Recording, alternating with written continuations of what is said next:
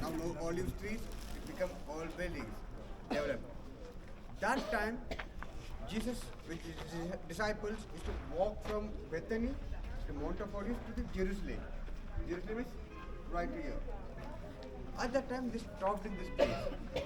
The disciples asked Jesus how to pray. Jesus taught them that our Father prayer in this particular place is a cave. It is believed to the place. But Jesus taught the disciples which language he prayed. Anyone know? Which language Jesus taught the prayer to disciples? It's the right side. There is the Aramaic language, prayer, Hebrew.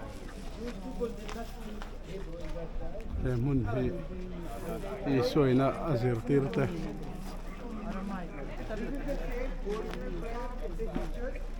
So once we go down, we will pray, prayer, come up. All the language and prayer, all the South Indian languages,